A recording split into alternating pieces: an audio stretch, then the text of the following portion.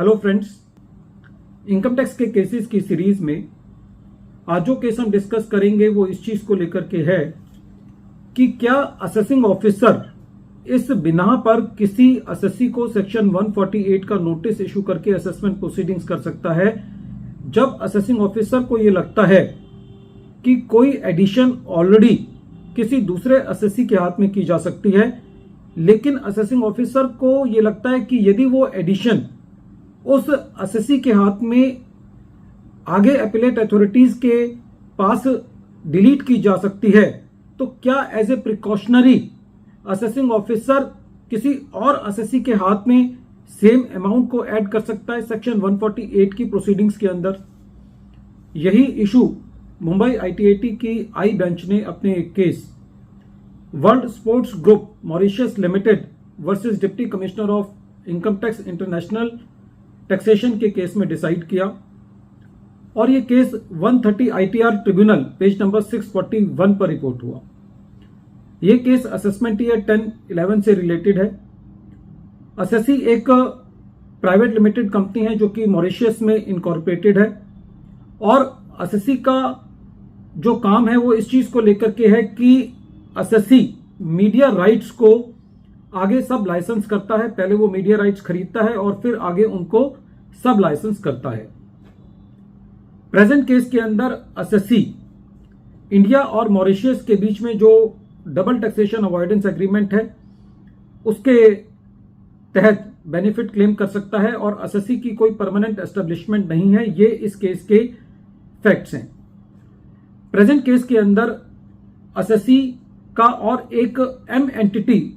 जो कि सिंगापुर की है उसके बीच में एक एग्रीमेंट हुआ और उस एग्रीमेंट के तहत जो एम एंटिटी थी सिंगापुर की उसने असेसी को फैसिलिटेशन फीस प्रोवाइड की, पे करी।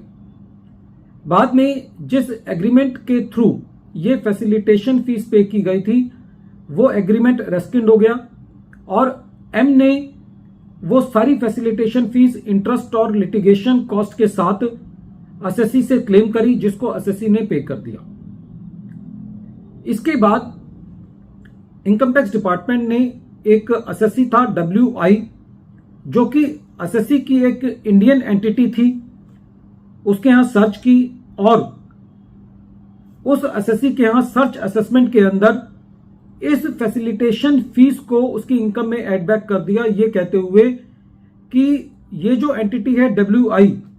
ये असेसी की एक परमानेंट एस्टेब्लिशमेंट है। हालांकि यदि केस के फैक्ट्स देखे जाएं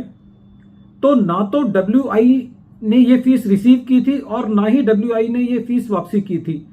तो WI के हाथों में भी ये अमाउंट मोटे तौर पे टैक्सेबल नहीं होना चाहिए था, लेकिन उसके यहां सर्च हुई थी WI के यहां, इसलिए इस अमाउंट को उसकी इनकम में एड बैक कर दिया गया, ये कहते हुए कि ये WI एंटिटी उस असेसी की एक परमानेंट एस्टेब्लिशमेंट है। बाद में इनकम टैक्स ऑफिसर को यह लगा